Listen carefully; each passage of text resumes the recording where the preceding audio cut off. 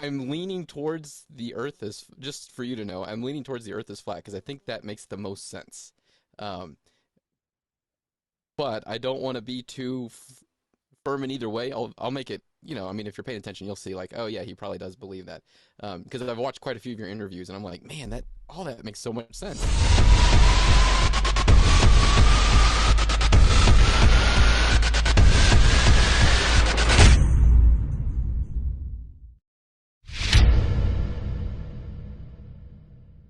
All right, thanks for joining me again. I want to thank all my Patreon supporters for all the help they've given me. I want to first say thank you to Shell Pace at the $50 level. We've got Sam and Angela Shelkey at the 2020 level. We have the Plandemic Reprimando at $17.76 with Ty, Charles, Tinfoil, Stanley, Dr. Anna, who's been a guest on this show, Frank. We've got the $10 self-made level with Kevin. We've got the Refine Not Burn level at $5 with Linda, Emmy, Joe, Pat, and Bev. PJ, Rebecca, Marcus, Elizabeth, Dawn, Jennifer, and then our lowest tier at $1 a month, and I appreciate every dollar as much as I can appreciate. Courage is contagious. We've got Amanda, Jay, Spetsnasty, Darrell, Susan, BB King, who was a guest on the show, and Rick. Thank you so much for all your support. Right now, the dollar has gone down in its value, and I appreciate every single dollar and all the prayers if you're not able to provide any monetary support at this time. Today, I have a very special guest. His name is Dave Weiss. He is known as Flat Earth Dave. Now, as I understand, because I've watched quite a few of your interviews, you were in a very different place not too long ago. Yeah, absolutely. We all have the same story, but continue.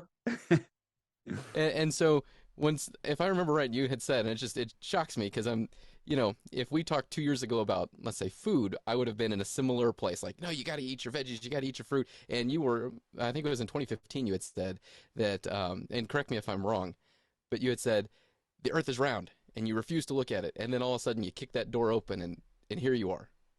Basically every flat earth researcher or level earth, true earth, whatever you want to call it, flat earth has been weaponized like conspiracy theory. But I embrace it. We all have the same story. We even though I am a truth seeker. I did a podcast called Deep Inside the Rabbit Hole, looking at all the conspiracies. I'd look at anything and analyze it. I'm a conspiracy analyst, not a theorist. Okay.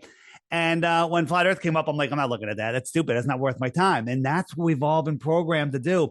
And then refuse. And then my good friend, Sophia Smallstorm, another deep researcher, she did 9/11 mysteries and unraveling Sandy Schnook, we'll say, that she's like, David, I think the earth is flat. And I was like, are you kidding me?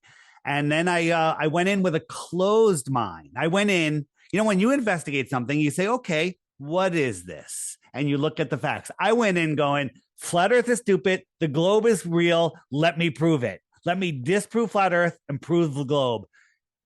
And that's how you become a flat earther.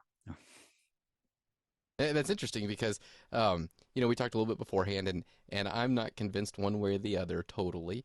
I think I watched many of your shows, and I'm like, man, that makes so much more sense. Like the one that really gets me, and I've had this thought since fifth grade, since I've heard about it, where you have those two obelisks, and they're 500 miles away or some ridiculous distance. How in that time did they know that it's the same time of day?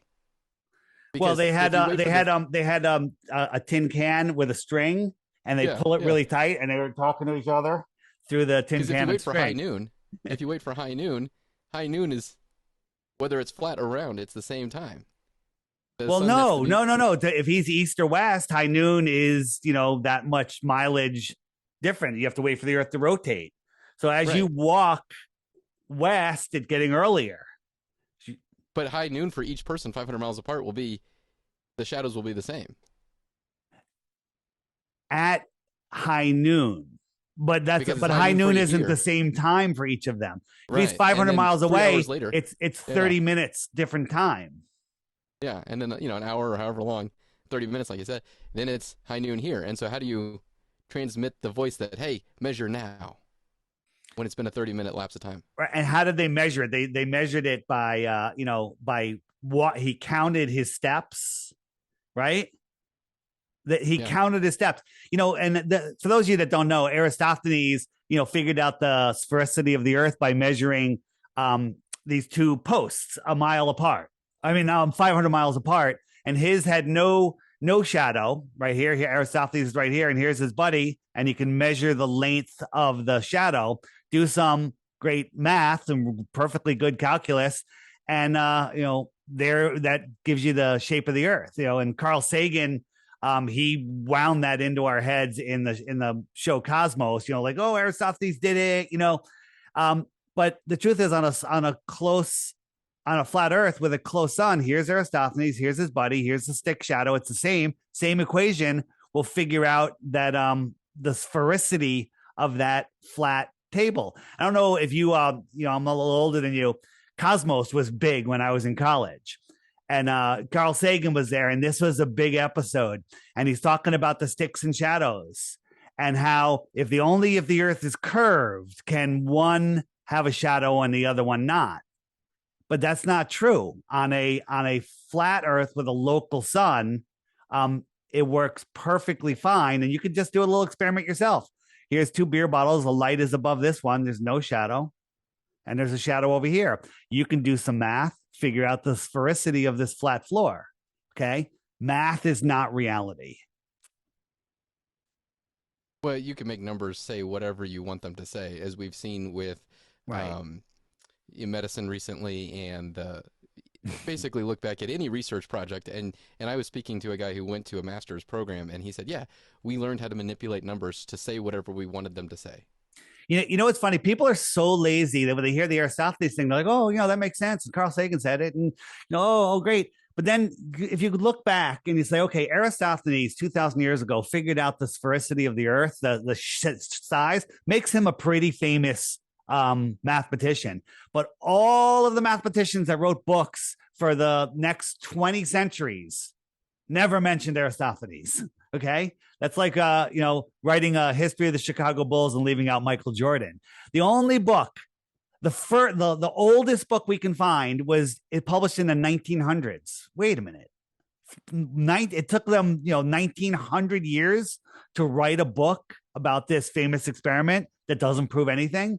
And then the other thing is, back then, the Greeks believed in a geocentric Earth, whether globe or flat, we could argue all day, but they believed in a geocentric Earth with a sun circling the Earth. Well, how do you have a distant sun? We call it an infinitely far sun because it's so far away that the rays come in parallel, right? But two things. One, how do you have a tiny little Earth with a distant giant sun circling the Earth? Makes no sense.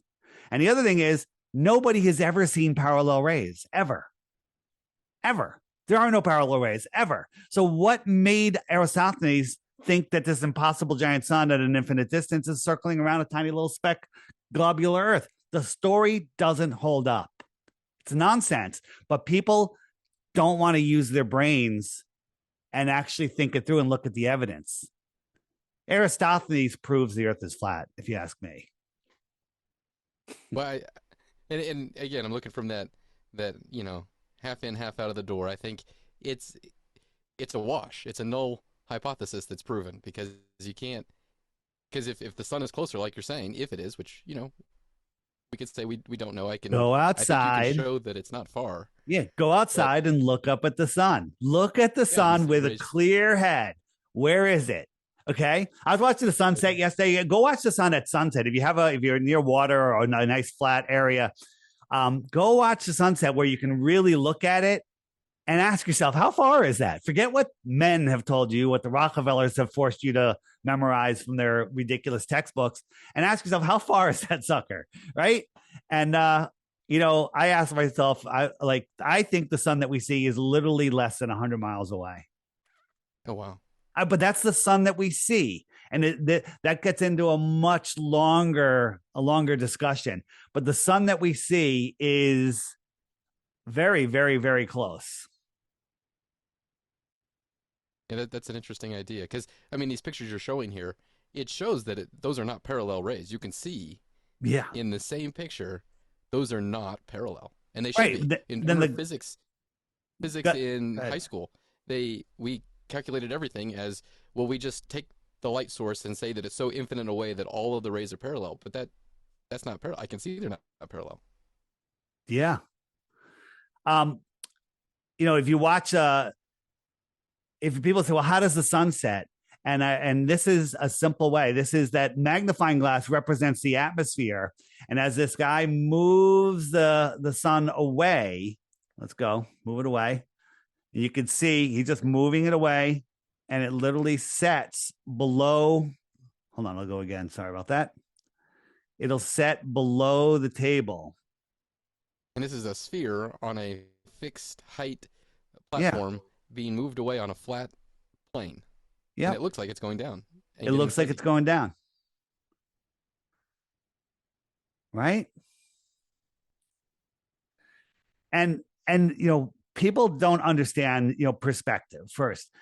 Here are streetlights, they're all at the same level, flat road, but it looks like they're going down. Here's the sun or just going and going, and it looks like it's going down, and it's just due to perspective. And then you have the atmospheric deck, which is all compressing and literally becomes opaque. It appears to be at eyesight at the horizon, and then the sun just goes beyond it. Let me show you my flat earth kitchen. So this line represents the path of the sun, and I'm moving the sun across.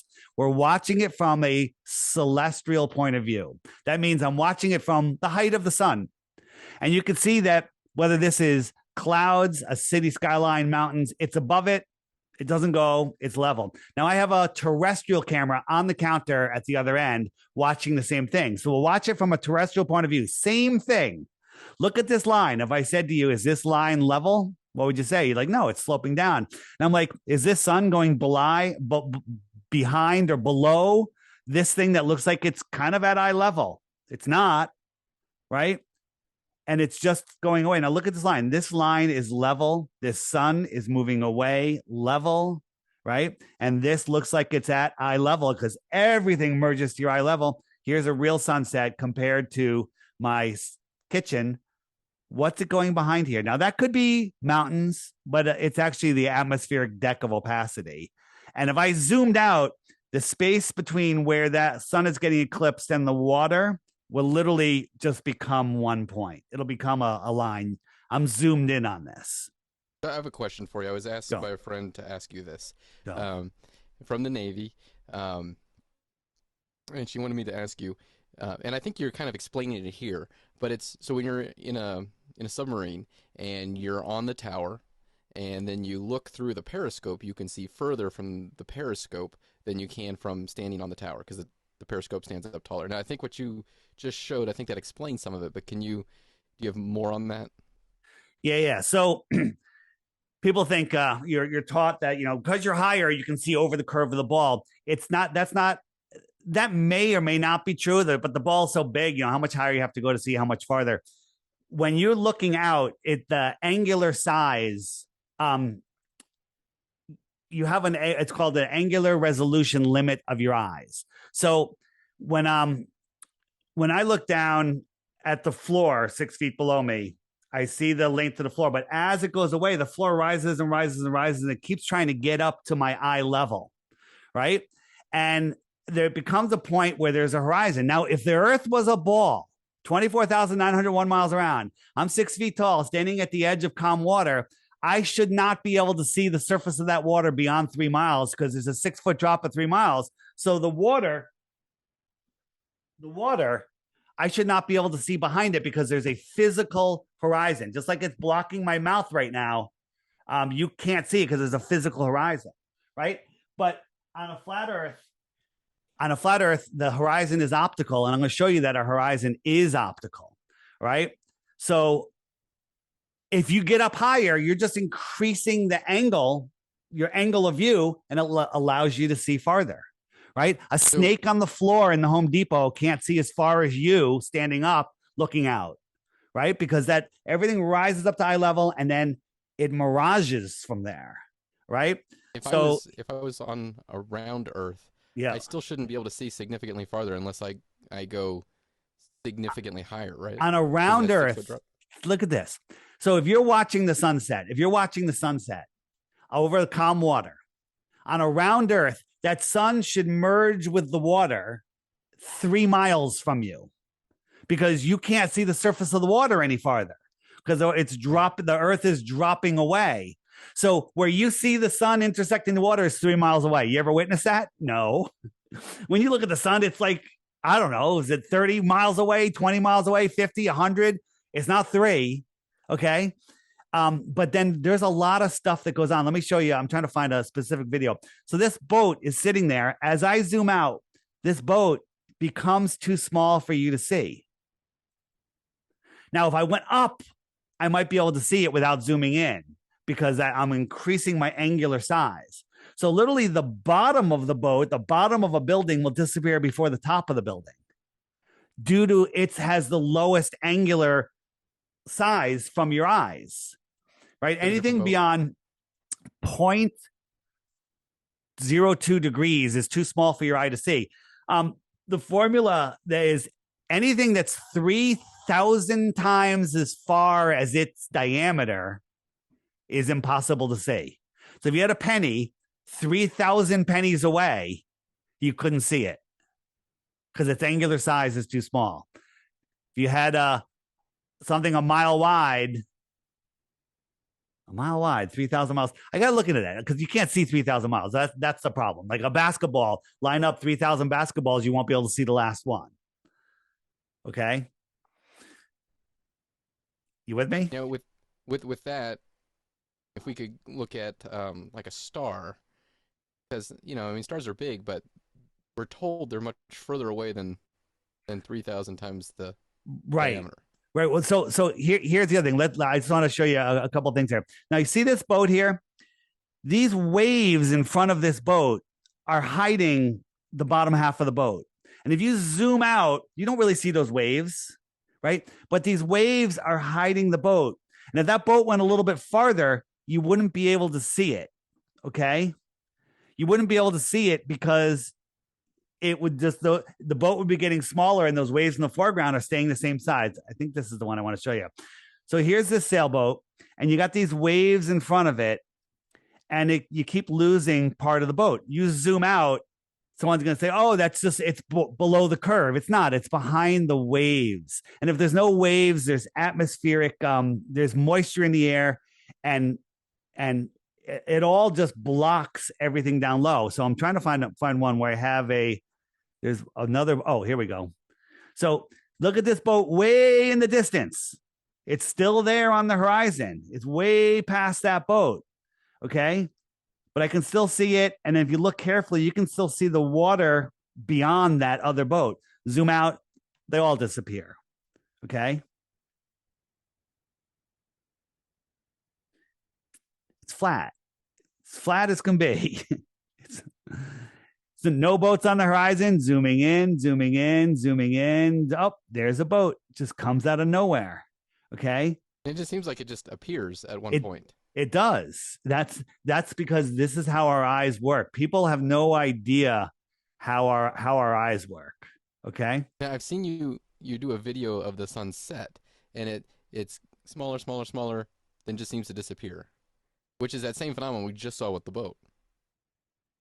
Yeah, it gets the sun the sun fade out. So is that the one you're talking about? Yes, sir.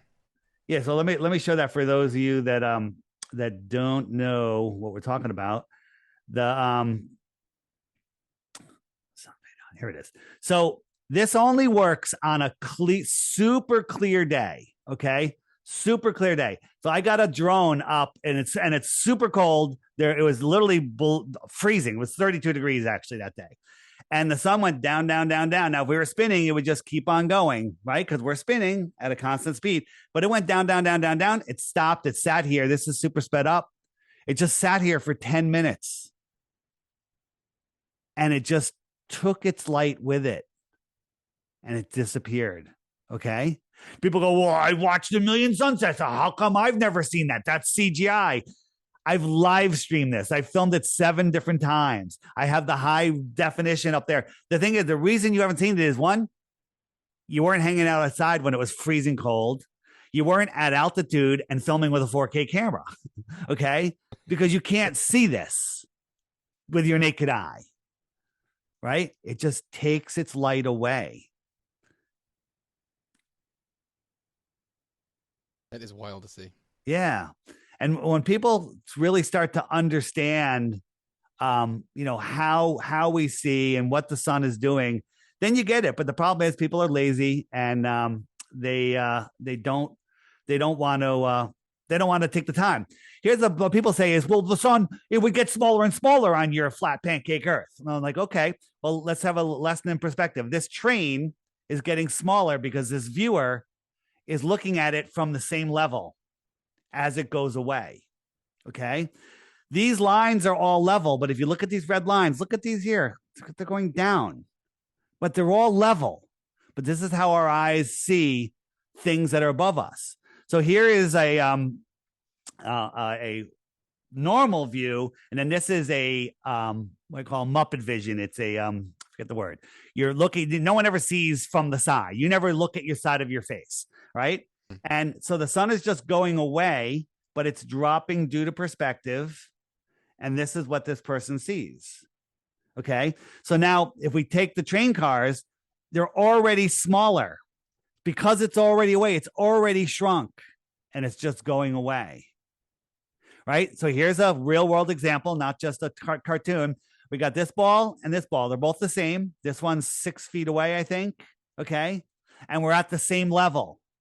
We're at the same level. It's a wiffle ball, another wiffle ball. Okay. Now we're going to raise the camera up. We could flip it around. I can't put the balls in the ceiling, so I'm just going to raise the camera up. Now I'm not going to get any closer to this one. I raise the camera up, right? And the balls become basically the same size. I'm no closer to this one, right? And now, well, this one's a little bit smaller. Well, you know what? Sometimes the sun is a little bit smaller. Okay. But when the sun is going farther and farther away from you, you have more and more atmosphere, and it's also getting magnified. So as it's shrinking, it's getting magnified. It's a delicate balance, right? But the other thing is measuring the sun during the middle of the day is really hard. It's because it's glare, right? You can't really see it. Okay. And then at the very, very end, all the Globers with my sun fade out, they'd be like, Dave, put on a solar filter. You put on a solar filter, you can't see it. It disappears. It's gone, right? Because you need a really bright, it's not bright enough to push through the solar filter. So my point was, the sun, sometimes it's bigger, sometimes it's smaller. But you ever watch a giant, the sun's giant or the moon is giant on the horizon? That is an optical illusion. What do I mean by that? Right? Hold your finger out, okay, my pointer fingernail covers the sun, okay, at arm's length. And then do that at noon or when the sun's high in the sky, much smaller. And it's the same thing. Or do it with the moon so you don't have to deal with the glare. You got the giant moon, then a couple hours later, it's tiny. But hold your finger out, it's the same size. It blocks it out the same. Okay. And another thing you can do to short circuit the way you see it, you ever see a giant moon, take a picture of it, look at the picture and go, it's tiny. It looks tiny in the picture. It's your brain. It's the way your brain is doing it. When you see a giant moon, turn around, put your back to the moon, bend over and look at the moon through your legs, upside down, and it will be tiny. Because it short circuits your brain. Just because it's on the horizon, it's near things, your brain is interpreting the size differently. And it's hard to break that illusion, but it works. Yeah. Upside down and backwards. Illusion, check it out. Those brain tricks are real. That's how magicians work. That's how you can put 2 dots on a piece of paper, eye width apart, look at one dot and the other one completely disappears. Your brain will it has a blind spot and it just stretches that white to cover up that black dot because It doesn't see that spot. And so your brain does this optical illusion. So your brain is pretty powerful. Absolutely. Have you seen, let me just show you how powerful your brain is. Now, this is not a rectangle. It's shorter over here and longer over here. And it's spinning around in a circle. It's not going back and forth. Okay. It's just spinning around, but your brain won't let you see it because it can't bring this shorter edge closer to you. Okay. It's spinning around. So these windows are cut out. So what if we stuck a pen through the window to help break the illusion. Okay. So this guy's got a pen, he's got a little piece of tape on it, and he's gonna stick it through one of the windows, and he's gonna spin it around. Right. So he sticks it through, and now he's gonna spin around. Remember, it's just gonna be spinning in one direction. Do you think you'll be able to see that it's spinning? I think I'm gonna see a pin break a couple of times. So he's spinning the thread, and he's just going to let it unwind, right? And now your brain is going to do the weirdest thing ever.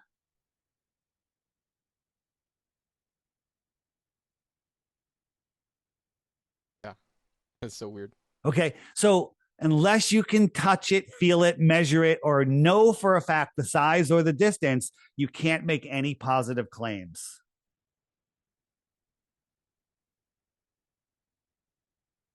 Pretty crazy, right? That is. It's hard to look at because it's like, I know that can't happen because you but it's don't know happening. what's going on. All right, go ahead. Sorry, we were off on a side. Lead away. No, that's perfect. The Coriolis effect. Can you describe what's happening? You know what they say is happening, and then what you think is happening.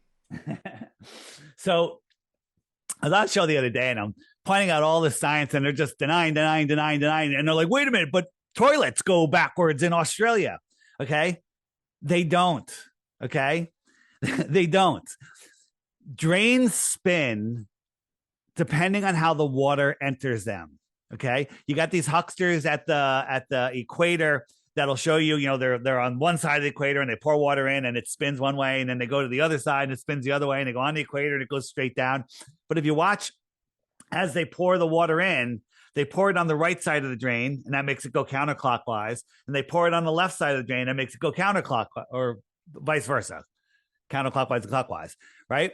And people don't notice that subtle little shift, okay? And that's the case. Matter of fact, I have a friend in Australia. I just literally just the other day, she just sent me a picture of a video of her toilet flushing, and it doesn't spin either direction. It goes straight down. I'm like, oh, you must be on the equator. It's so stupid. But there is a tendency for weather systems to spin in opposite directions on opposite sides of the equator. Okay. And that's simply because the sun and the moon, in my opinion, leave an electromagnetic wake. Okay. So the sun and the moon are traveling in between the two tropics here. So everything on one side will spin, on the south will spin counterclockwise, and everything in the north will spin clockwise.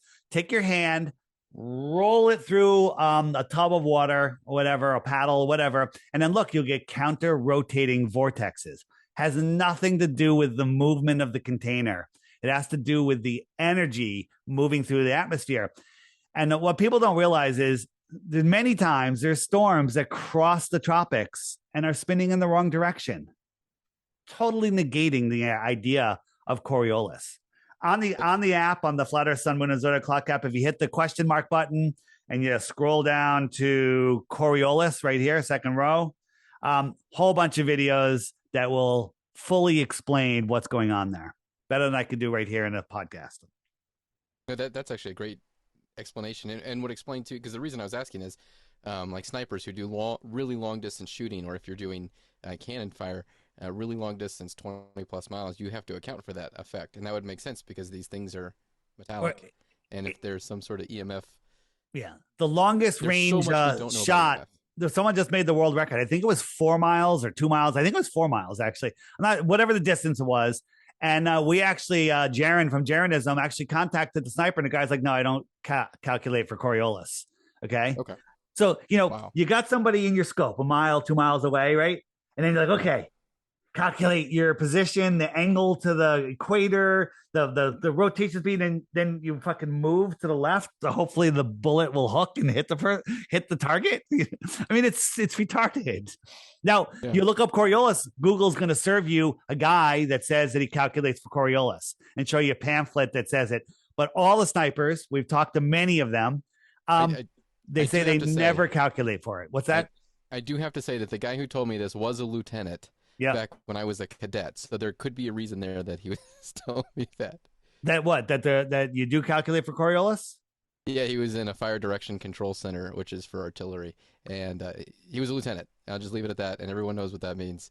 Well, yeah, so you calculate for temperature, for air pressure, for wind, mostly, and for drop. Like the with the railgun shoots over 100 miles, but 100 miles there's 6,000 feet of curvature. So, 6,600 feet of curvature at 100 miles.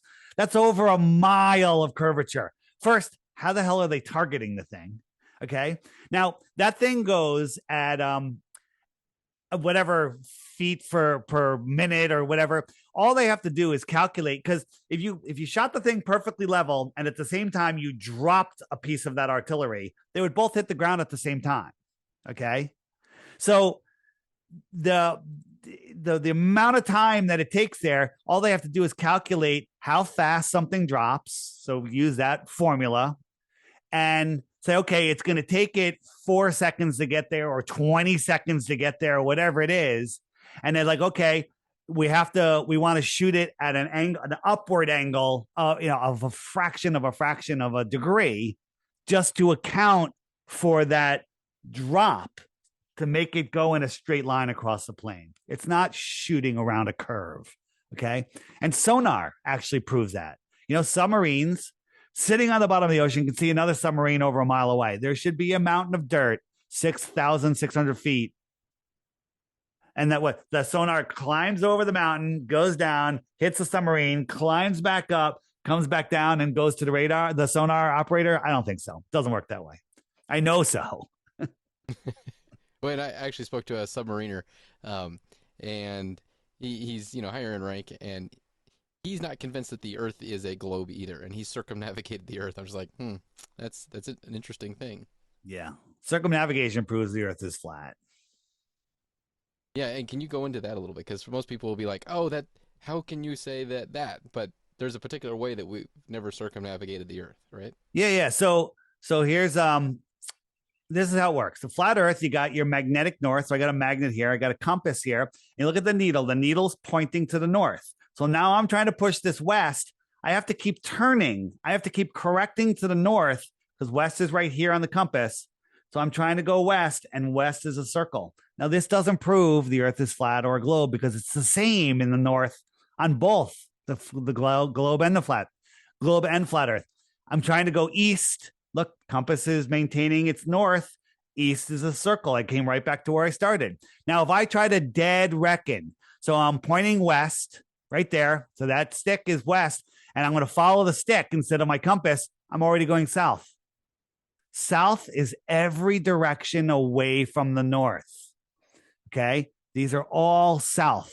Every one of these lines radiating it out from the center is a south line. Now, on a globe, if I go south, I should pop up over here. No one's ever gone from Santiago and popped up in Australia, ever. No one's ever done it. But south is you can't circumnavigate south. Now I'm going north, and look, now I'm going south. Compass just did a 180. Every straight line is south. Every straight line is south.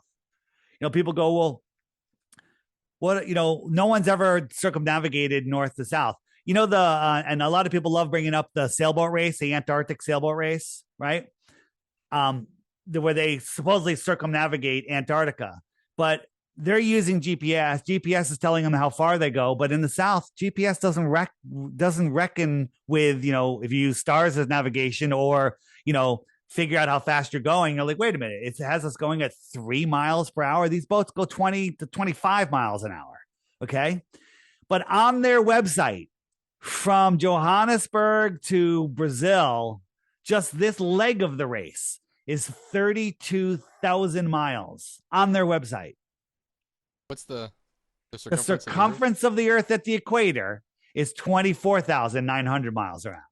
Okay. So this leg around the Antarctica, which is supposedly like 11,000 miles around, or, between 10 and 13, they can't make up their mind, 32,000 miles. And then they got to go from here to here, which is actually more miles than you realize.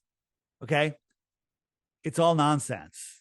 people, like, well, there's a little drone boat that they sent around, and it sort of get the frig out of here. It's so stupid when people the excuses that they bring up.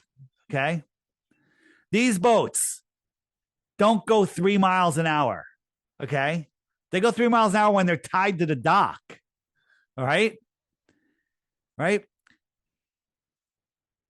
This is the 32,000 miles. That looks more like 32,000 miles, maybe. Okay. Maybe they even cut over here. Who knows where they're going? Well, can we? And I don't know if you're ready or you want to get into this, but why? What's the purpose? Why would they try to trick us? I mean, never mind that we've been tricked for years of medicine, and they want to, make us do what they want. But what would be the reasoning why they wouldn't allow someone to go from north to south, south to north? What would be the reasoning why?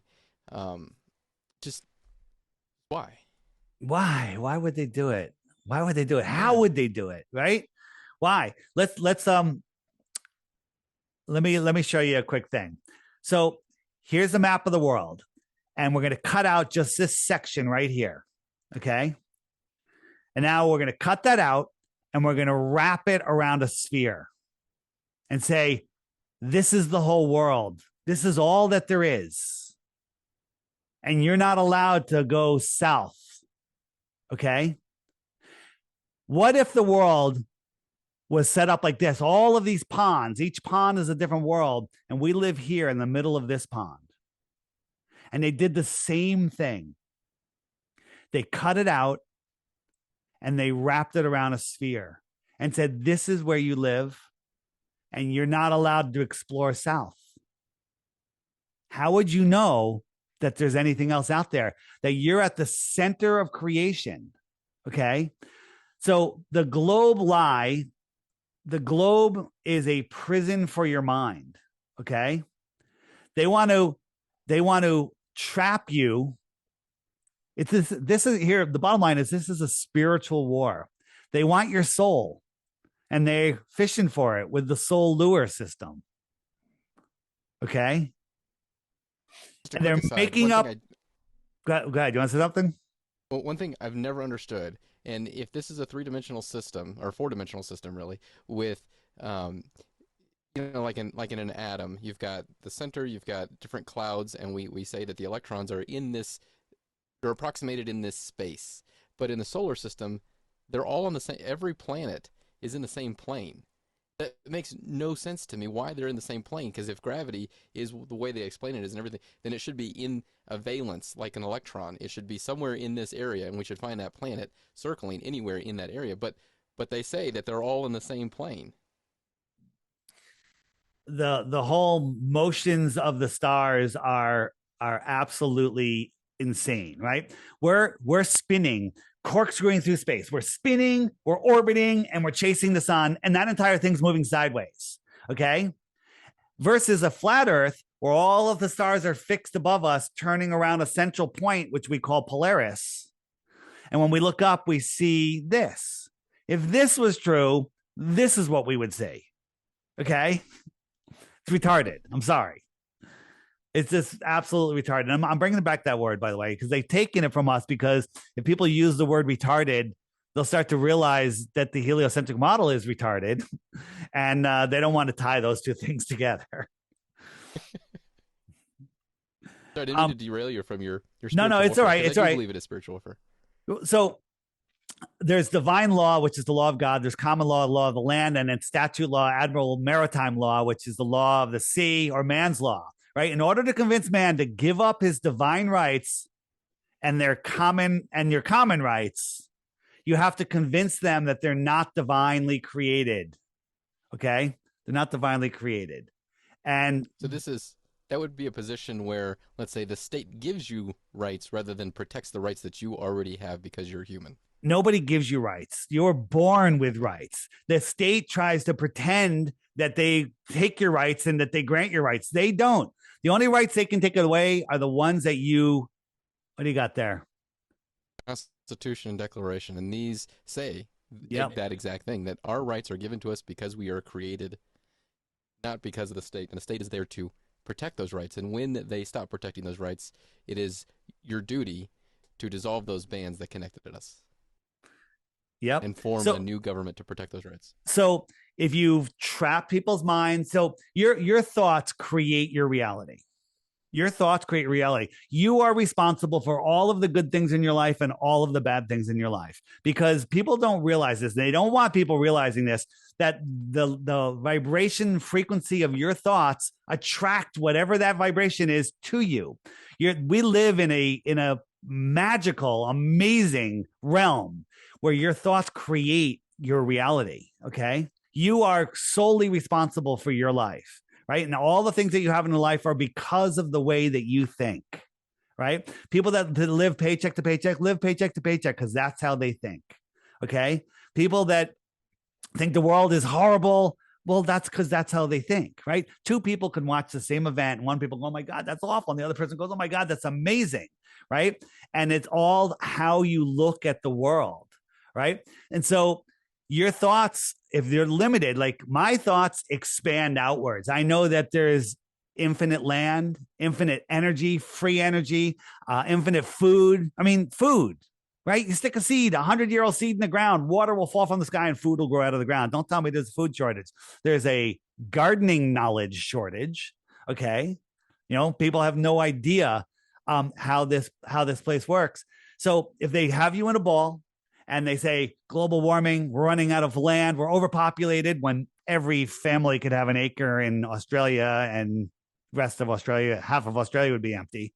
Okay. Right. That's if there's 8 billion people. Okay. It's ridiculous. Right. We're running out of fuel. There's free energy everywhere. They're hiding free energy. Okay. We're trapped on this ball. So if you're trapped in a ball, your thoughts are limited. You've cut off your ability. You live in fear, right? They control your mind with the tell-lie vision programming. They're programming your mind with the news. They're steering it north, east, west, south. News is an acronym for steering your mind. And they make you worry and they give you headlines, the headlines, right? When you're worried. And so if you live in fear and you don't think that there's any more and you believe in government, then you've given away your rights. You've given away your ability to thrive and reach your true potential. They don't want us meeting our true potential. And the Rockefellers said it themselves. They said, I think it was Rockefellers. They said, I don't want a nation of thinkers. I want a nation of workers. So you go to college and they don't teach you life skills in college. They teach you horrible. They teach you nonsense, right? They teach you how to become a good little slave, right? So anyone listening to this, if you're sending a kid to college, you are wasting their money. You are setting them up for failure. There's so many better ways to educate yourself. And one of them, I'm going to throw it out there. I'm going to take better than any college education would be if you hit the homeschooling button here and you go to Crow 777 Radio. Are you a subscriber to Crow? Do you listen to Crow? I'm not aware of it. So it's $8 a month. Better than any college. Okay. Right. Okay. He does a 2-hour podcast twice a week. And there's like over 400 past episodes. So here's college. Ready? You get your kid and you. Okay. Don't just make your kid do it. Listen to 1 episode a day, 2 new ones a week and 3 old ones. Right. So it's 2 hours a day. You can listen to it while you're gardening, while you're bike riding, while you're kite surfing. If you have some waterproof stuff, you can listen to it while you're driving somewhere, while you're whatever. You can just listen to it while you're putting a new roof on your house. Okay. So you can listen to it while experiencing life rather than sitting in a jail, looking at a chalkboard and having a teacher, raise your hand when you have to go to the bathroom and then going for your shitty lunch. Okay. After a couple of weeks, let alone months or a year, you have more life skills than any college is going to give you. Right. You're going to learn how to navigate this infested realm of evil, this infested with evil realm we live in. Right. So that's it. So, I remember when my son was born, I was like, oh my God, I have to save for college. Oh my God, I have another kid, college, right? Because that's what we're programmed. Right. It's nonsense. Absolute and total nonsense. The only thing college is a social experience, how to live away from home and take responsibility for yourself. Guess what? Get your kid, get a bunch of kids that are ready for college. rent them a house down on like Cape Hatteras, South Carolina, or wherever, right? Right. That'll cost you a couple $1,000s, right? And then have them listen to their crow episode every day, have them learn how to kite surf, have them get a job, work for a little bit, make a little extra money, have them grow a garden. Okay. Right. Those kids are going to be the smartest kids around. Right. This whole college debt system, is ridiculous. You come out of college with college debt, then now you have to, especially doctors have to pay off their loans. Then they become slaves to the drug company, and the drug company is like, we're going to send you down to the Bahamas if you keep prescribing these drugs, right? It's all absolute and total control. So bottom line is they're hiding your true potential. They're hiding free energy, right? There's already free energy. If you look back in like the Tatarian research, the old world, they had free energy. Okay. You just have, they're hiding it. It's plain and simple and obvious. I mean, why in the hell in the world would anybody that creates a perpetual motion or an over unity device become a national security threat? What? Right? And people, well, over unity doesn't exist. That's what they've brainwashed you to believe. They do exist. I've seen it. But just in my rudimentary research, I went to U.S. Patent Office and I found some device that has superluminal speed. And superluminal means faster than the speed of light. And allegedly, that's not supposed to happen. But here's a patent that talks about changing gravity and superluminal speed. It's like, well, that's interesting. How can we go faster than the speed of light when allegedly that's not supposed to happen? I'm not even sure light travels. Right. I mean, like when you start questioning, when you start pulling up that little tapestry, the whole rug comes undone. You're like, well, let me question everything with boldness. Yeah. Or if there was a creator, he would want us to question him with boldness than to leave blind faith. Right. And I think it's our duty to do that, to look into everything and start questioning things. Like for me, it was the food, and then it kind of led into the COVID, and now it's leading into just every area. I'm going to be having a guest on soon talking about organ transplantation and how, people are going to be shocked by that, and they may all change their organ donor status. I certainly have already changed it. Yeah. And people like, well, what about, photos of Earth and all the astronauts that have been to space? They're all lies. All the photos are admittedly fake, right? And Glober's like, there's photos for the last 70 years. We have photos of Earth. I'm like, can you send me one? Oh, no, every excuse in the book. They won't send you one. And then when they do send you one, I'm like, you just sent me like the first photo from a rocket and it shows a perfectly flat horizon. Like, what are you trying to show me? You had mentioned something because I saw a video you did just recently with Stu Peters, and you had talked about, I think it was the Challenger. Oh yeah. And part of that conversation that you had with him, the guy that he was talking about, I've broached that subject with him because I've texted him before. Don't do that. That won't be beneficial for either of you, to that guy, the Space Force guy. And I also have a friend that I went to residency with who's part of the Artemis program, and if he ends up going to space, I'll see if I can reach out to him, although I doubt he'll talk to me because of my stance on other things. So hold on. I'm trying to, where are we going here? That's not what I wanted.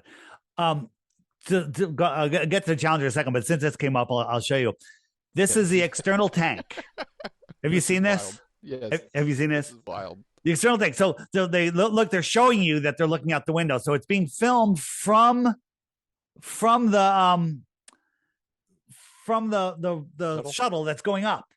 It's going up at over 17,000 miles an hour, and this tank is falling away from this them. Tank is falling so fast. It's going to. This is me showing you that this isn't from space. This is from our front yard. This is done by another flat earther. Just looking up, got a solar panel, flip it over, and that's how easy it is to fake, right? But yeah. So I'm trying to show you. Oh yeah. So here is this thing How are they filming this thing falling? Doesn't that look like a balloon? I claim it is a balloon. Watch Felix when he jumps. Watch how fast he disappears. He Okay, disappears because he's falling. he's falling. This thing is 20,000 pounds empty. I think. Is that falling? And how's it being filmed by somebody going up? Imagine trying to film a car, and you're on a highway driving 100 miles an hour, and the other car is coming at you 100 miles an hour. Okay, and as it passes you, you try to film it. You're going 200 miles an hour separating from each other. Now increase that to 1,000 miles an hour.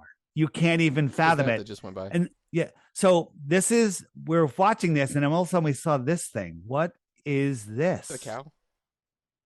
I think it's a quad copter of some sort, like because you got the four pokes here, and this is some sort of recovery vehicle, right? So here it comes. There it is. And somehow we caught it. Don't know, man. This is on NASA's own film. And shouldn't that be I don't know much about physics, but wouldn't that be tumbling if it would just dropped off rather than because it doesn't have fins? It would be tumbling, right? But it's not, right? And the whole thing, I mean, when you really look at it, this thing has got PVC along the side of it, right? This thing's supposed to go faster than anything else, faster than the SR-71, which is like a needle, okay? A needle. It can't even have paint on it. It goes Mach 3, 2.3 or 3.2. This thing's going 10 times faster. 10 times faster. I mean, you'd have a tough time convincing me that that's not in a bowl of water and with a picture below it. It could be. I think it's actually just a balloon. I think it's just a helium balloon. It's hard to tell when you see something so unusual, and it looks unusual. Yeah. This is a giant balloon. This is also a balloon. This is also a balloon. Look how okay? it's rocked. It's just a balloon. Period. Even the bottom of it looks of the shuttle. That portion of it looks like it's and look at it. It's wobbling around on the wind a little bit. You see it wobbling.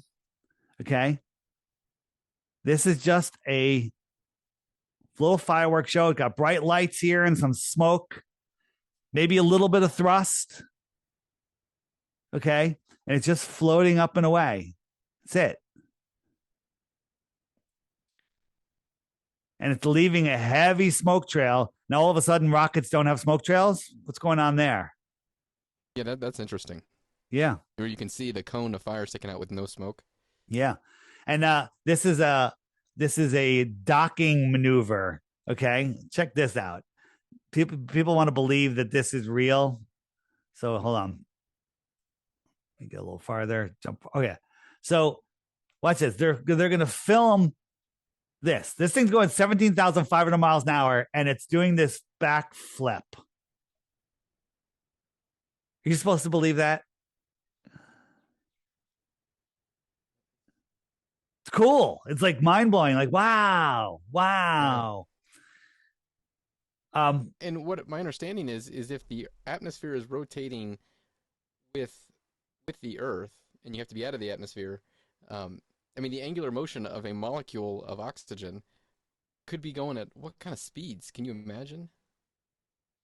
If it's on that edge of say space and atmosphere, I mean, how fast that would, because of the angular motion, as you get further from the center, you travel faster. Yeah. Like that guy shouldn't have fallen straight down when you showed him fall. Oh, that's interesting. Yeah, there's so many interesting things. He shouldn't have fallen straight down. He should have fallen and then get carried away by the atmosphere as it was. Yep. We saw that. That tank just blew up. Yeah. And the Challenger crew, have you seen Level and the Next Level yet? No, sir. Okay. I don't think so. So these are two movies that are fantastic. They came out 2 years ago, 1 year ago on Flat Earth Day, which is April 22nd. And they're fantastic. Do you have my app, by the way? Yes, sir. Okay. So next Thursday, we're gonna have high def level. Next Friday, we're gonna have. Is it this Friday? There'll be the high def, the next level, and then on Saturday, level with me is coming out, and we are going to take apart the besides a whole bunch of other stuff, the whole space program and the shuttle disaster. Okay, alleged disaster. This is going to be a game changer. So many good people in it. So make sure you catch Thursday, Friday, and Saturday when it premieres. It's going to be a game changer. But all these people are alive. They all have identical twins. They all still use the same name, work for universities, and none of their twins showed up at any of at their funerals. Weird, right? Well, to have a twin with the same name is they have a twin with the same name. Odd. Don't you think at least one of them would have spoke at the siblings' funeral?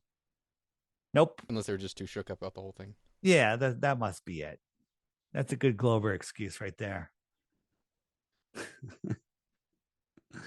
Yeah, that is wild.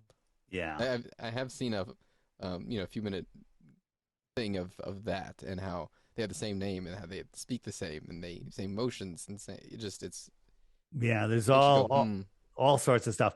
For those of you that don't know my app, you can find it at flatearthdave.com. It's $3, one-time price. There is a subscription. You don't need it unless you want to message other people or use a couple of the new advanced features that actually use cost resources. Have you checked out the new trivia game? So we got a new games page, and if I open up the trivia, Earth trivia, let's do 2 questions. Ready? Okay. We'll do 2. So 2 players. Okay. What is the 5th sign in the zodiac? Oh, I have no idea. Yeah, me neither. I'll say Virgo, and you can say Leo. And the answer is, you got it, Leo. Very good. Oh, thanks. All right. Yeah, perfect. All right, we'll have to do 3 in case we get it. We'll do 3. Blue Origin was created by who?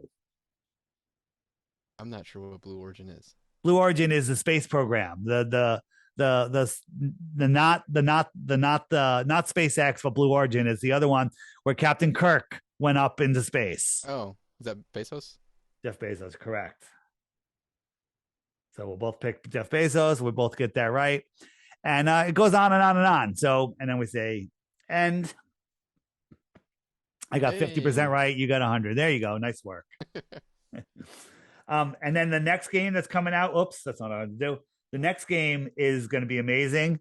This game, it's the old concentration game, and you have different levels, a whole bunch of different levels, and you can play remote. We can connect, and then we'll play together. Oh, super fun. Yeah. Super fun. Brain strengthening games. But on the app, have you used the friend finder at all? I have not. Okay. So people's like, I wish I knew some people around me that were flat earthers. So you let it load and it'll show you all of the other people around you. Now I can click on any one of these dots. I can click on this guy right here. And there's Howie. If I click on this one's got a profile. I can click on that, see their profile. I can send them a message. You can do video calls. I can go into messaging, and I got different groups here. I can create my own group. I can do a video call in a group, and everybody can join in. It does a whole bunch of stuff, but that requires a subscription of $11 a year. $11 a year. Very affordable. It's like, you ever buy anybody a margarita? There you go. Yeah, that's it. More than that subscription. Right. And the images section has all sorts of stuff. Like, you're trying to talk to somebody, explain flat Earth to them, just go through these images. And there's stuff is really interesting. Yeah, amazing stuff, right? I mean, my favorite on here, it's like when someone believes in the moon landing, you open up the moon lander and go, hey, do you think that is real? I mean, that is a spaceship. Are you kidding me? With zero pressure on the outside and positive pressure on the inside, and it didn't turn into a balloon that just blew up. Yeah. Their spacesuits, it didn't just turn in. The spacesuit looks like it's perfectly designed to be in water, not in space. I don't even think that's the case. I mean, Would you put your kid in there and drop them in a lake? I don't think so. No. So you have the moon lander here, right?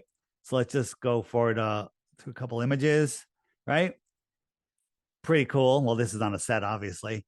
But this is the paneling at the top. If somebody sheetrocked your basement like this, you wouldn't pay for it. Okay? This is a spaceship. Okay? Look at this. Gaps, rivets. There's a place in northern Arizona that is a reconstruction of the Lake of Tranquility. I tried to go, but I didn't have four-wheel drive, and you definitely, they weren't making it easy for you to go there.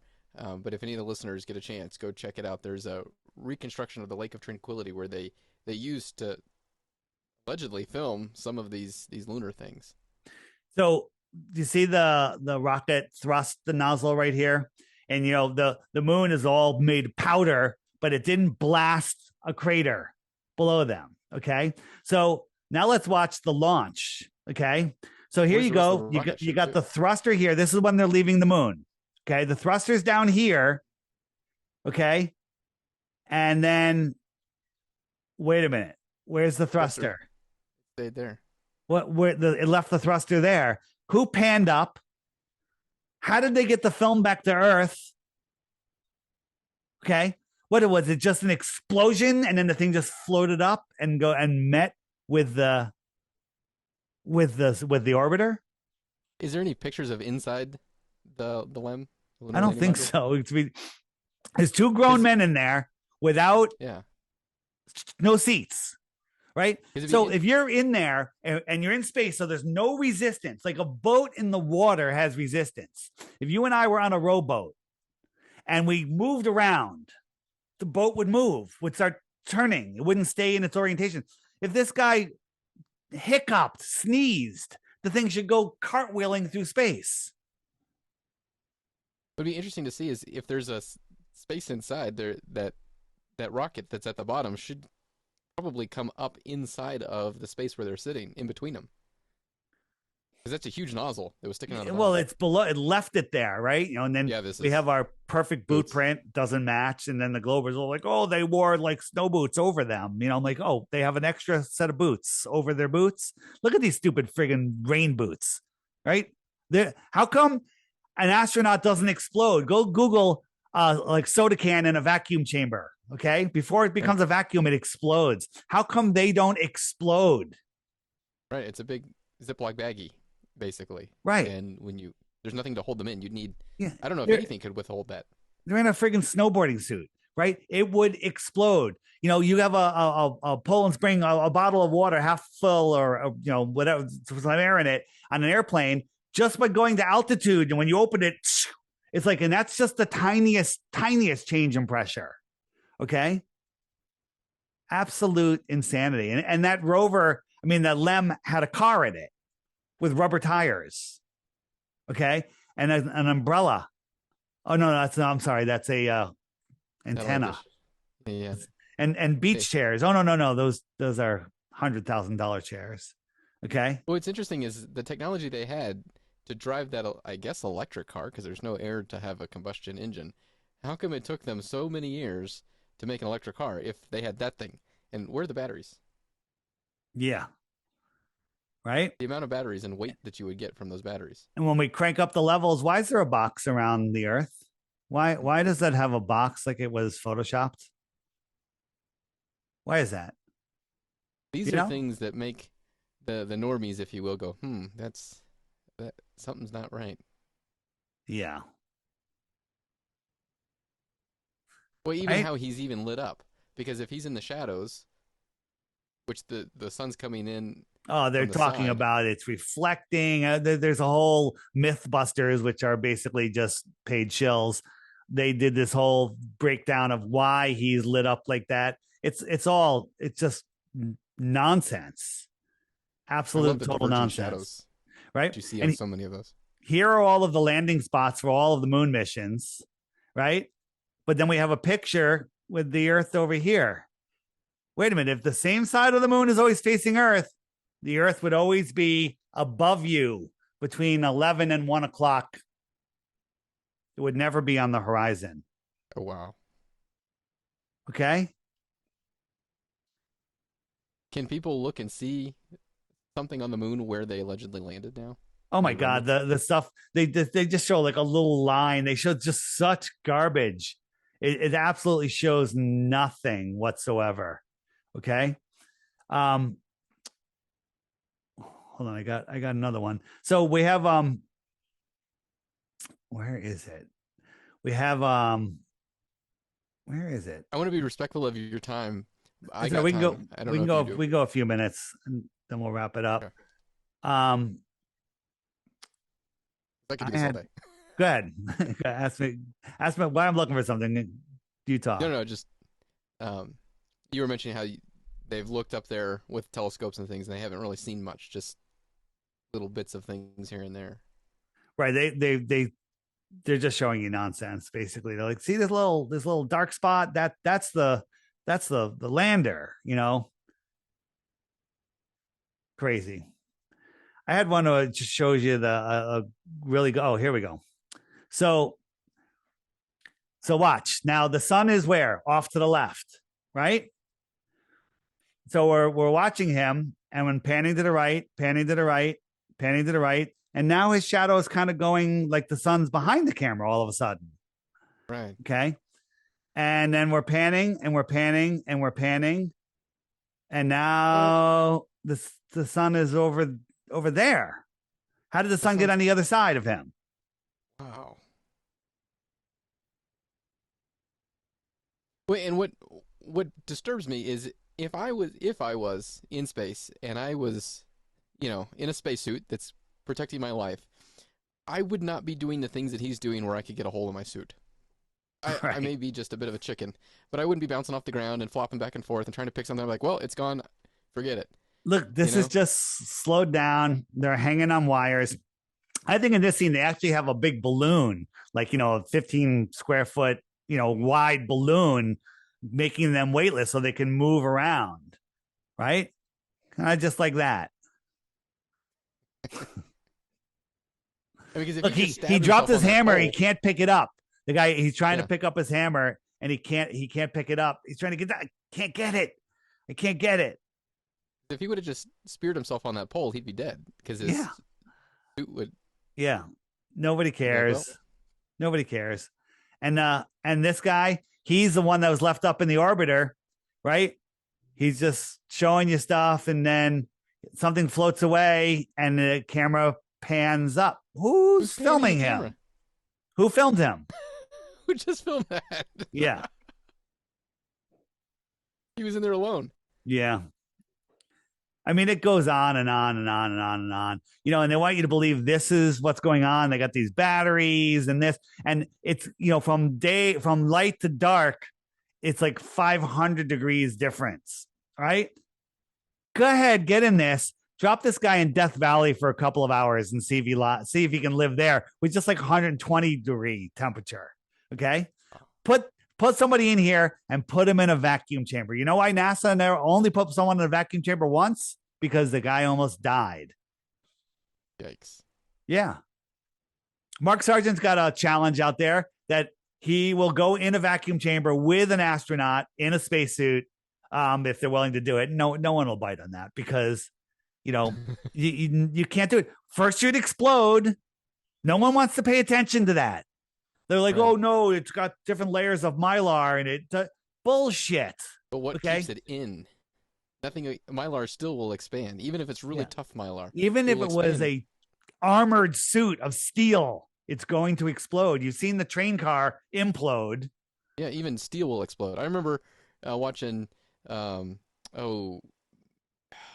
I forgot the guy's from the '80s, science guy, and he collapsed a 55-gallon drum just by heating it up and putting an ice pack on it. Right.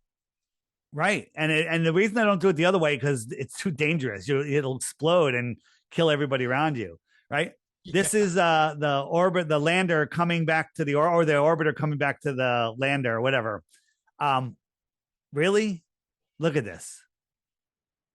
Right. it's the how, that makes more sense with the How did Earth they frame up that? there. He's kind of filming up, but How did they frame that? yeah, It's how did they shooting do from his that? chest Yeah, shooting from his chest, and then here's the with no rover. focus, no Yeah, aperture. no, nothing. It's so stupid, and people just want to believe. They want to believe, right? And how much work could you get done with this glove on? Okay, and how come the glove doesn't explode? Exactly. It would turn into a giant balloon and then pow. Yeah, yeah, and and thank God they have water airtight zippers in case you have to pee. Okay, so Oh stupid, goodness. so stupid. And here are the new Artemis outfits. Look at these boots. Look at the boots. They're friggin' rain boots. I guess someone can make the argument that that's to protect them from Earth while they're walking. Oh please. But I mean, it's a giant Ziploc baggie you're in with zippers on it. The moon is the real false flag. Yeah, this is Yeah. it's wild. Yeah, and you can't fake the moon landing, God forbid, There's no way you can fake it, okay? Right? And people, well, I've seen the Apollo, when where did that come from? How did they parachute back from space, because they were gone for 6 days or whatever it was. And if you look at the lunar orbit speed and coming back to Earth, it's ridiculous. But how did they do that? Like, is there anybody in there? I don't know, but perhaps it was done this way Mm, because this is how they tested. Right? No one's going to see that plane, yeah, and they especially when they don't point a drop it camera at it. and they land it. And I don't even think that the astronauts are on there. I think they just do a quick edit and they have them floating in a thing in the water. I don't They think hit the pretty astronauts hard. would even agree to go in that. It's too dangerous. It hits the water so hard. Yeah. Um, and then the other thing is that thing is falling back to Earth, where it's heating up red hot, and then it drops parachutes. What would happen to a parachute going 1,000 miles an hour? It would rip to shreds in a split second. This thing's going You like need to quit thinking and use. You can't use your mind. You can't think. 10,000 miles an hour. Look, this thing going before this opens, rip. It would vaporize. It's so Yeah, stupid. It's so stupid. And people it's all just over the. want to believe. People just want to believe, right? And then, they believe that this is flying in space. Look at this thing. Look I at think look it's at the interesting. movements Also, on this. This is actual NASA footage right here. yeah, Okay? like it's on an arm and someone's. Yeah. Well, and I think the space station is interesting too because how many years were they building it and there's no photos of them out there welding it and putting it together and bolting it and None. None. exactly. Right. And then the famous, this photo, which we looked at earlier, we took it off their website and we brought it into Photoshop, cranked up the levels. And again, why is there a friggin' box around it? Why is there a box around it? Does space have boxes around everything? Didn't think so. It's just total fakeage.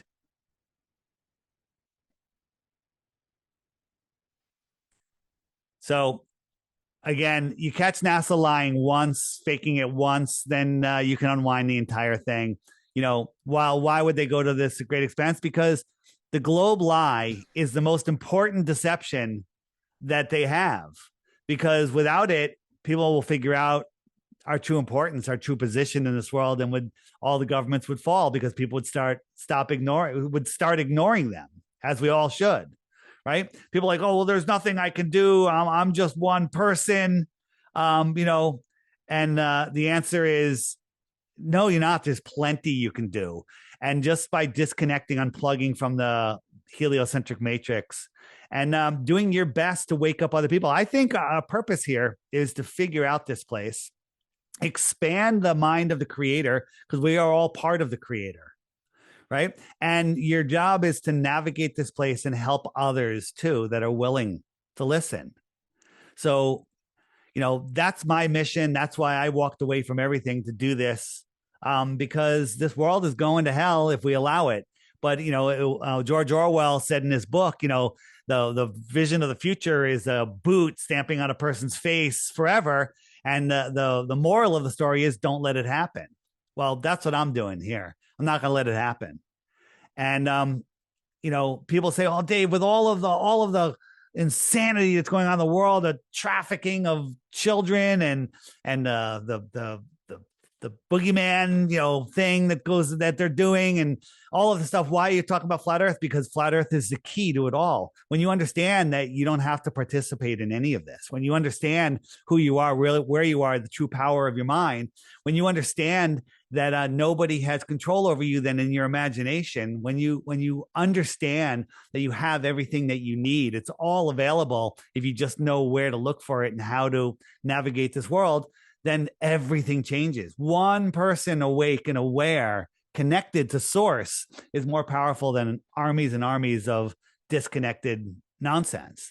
So believing that the earth is a globe matters. It matters so much, because if you believe that, you believe that you're insignificant, that you're powerless. You believe that we're running out of everything. You believe that there's nothing you can do and that your life is truly meaningless, when the truth is completely the opposite. We live in this amazing realm, and it's being taken from us, stolen from us, willingly. People are willingly, because they're lazy. They've been fluoridated. They've been, GMO'd. They're poisoned. They're sick. They're tired. They're in debt, and they're still playing the game. And if we want to win this, we have to get off their monopoly board, and we have to get off their map.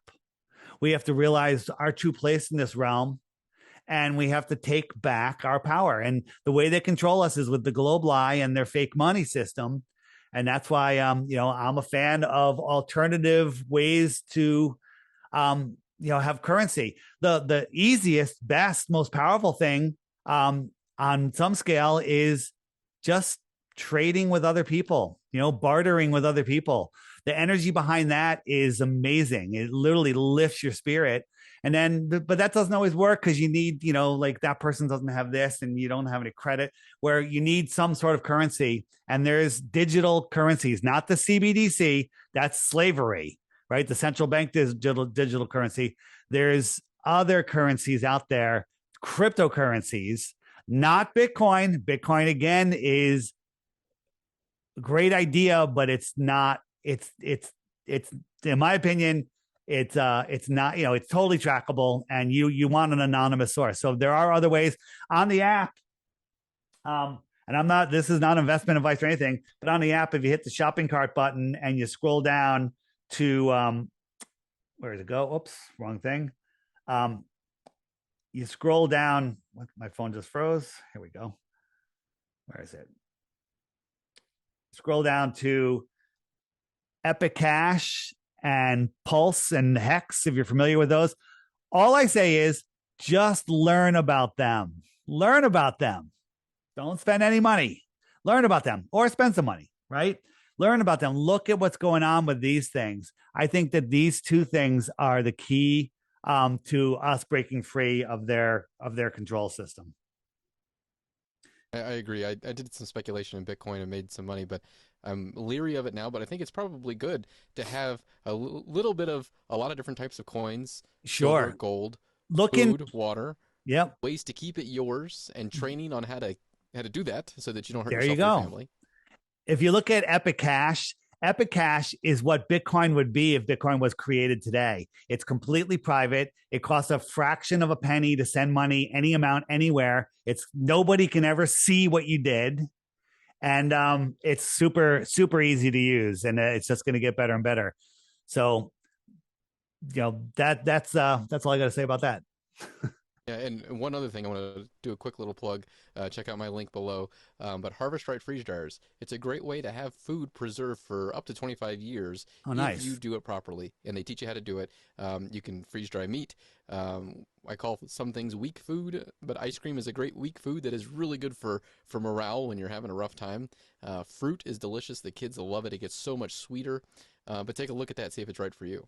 I will actually check that out. I do a lot of dehydration, but I haven't done freeze drying. I've had mine since 2016. I would recommend if you buy one, get the kind with the air pump. It's a little more expensive, but then you don't have to deal with all this oil because we had the oil pump for a while and it was a hassle. But then All now right, they've come up with this air I'll check it pump. out. It That's awesome. takes it down to negative 40 and then sublimates the water out, and then you're left with delicious food and all All the right, nutrients. so don't forget, level with me, April 22nd. It used to be called Earth Day. It's now called Flat Earth Day. Just remember that. And Okay. check out the app. Check out flatearthdave.com. If you don't want the app, whatever, there's tons of information on the website. If you have a show and you're interested in having me on, book Dave. There's a button there. All my social medias, all my YouTube channels, DITRH, lots of short, great videos for anybody. But it's hard to get a new person to watch an hour documentary, 2 hour documentary. All my videos are under 5 minutes, right? So you start there, and then you'll really learn what's going on. So big week ahead. Level with Me is coming out. And also April 29th, anybody in the Northeast or Connecticut, New York, New Jersey, we're having a casual meetup at a pizza restaurant, April 29th. Check out my channel for the video. April 29th in Stamford, Connecticut. Awesome. Thank you so much, Dave. I appreciate your time, and I know this was there's a lot of research that's gone into this, and I appreciate you for opening my mind, and hopefully the listeners and the viewers can just start cracking that door open a little bit, because I'm not saying what you're saying is right, but it has really good merit, and we need to take everything at its what we can see with our own eyes. I should have Improve mentioned this ourselves. earlier because anybody that's doubting it's probably already gone, but I offer 3 Bitcoins, whether you like Bitcoin or not. That's like 75 grand right It's a now, or lot of no, money. 90 grand right Yeah, now. Right. yeah, it's a 3 lot of money. Bitcoins for 1 globe proof. So here's the challenge. You have to get the app every day. There's a featured video. Watch that video every day for 2 weeks. At the end of that 2 weeks, if you think the earth is a globe, send me your proof. But before you do, check out the frequently asked questions page to make sure it's not already answered there. 1 proof of the globe, and you win 3 Bitcoins. I think that's worth your time. That's worth some research time, but I don't know if I could do that. Yeah, well, I know you can't do it, so I'm not worried about my Bitcoins, but people might think I'm crazy. Go ahead and do it. Go ahead and do it. And I'll delete all my channels and I'll go back to working in the slave world. That's a lot of confidence right there. I do appreciate it. Thank you so much. It was a pleasure. All right, man. Thanks. Thanks for the chat. See ya. Everything. Hello everyone, Strawman Dan here, and before I start, I just want to tell you all about what is by far my favourite app of all time. Yes, you guessed it, it's the Flat Earth, Sun, Moon and Zodiac Clock app. I know, for years I have been anti-Flat Earth with my highly edited weekly anti-Flat Earth scripted rants, but after downloading this app, wow, I'm blown away. Earth is a horizontal level plane and I'm a complete douchebag. I'm sorry.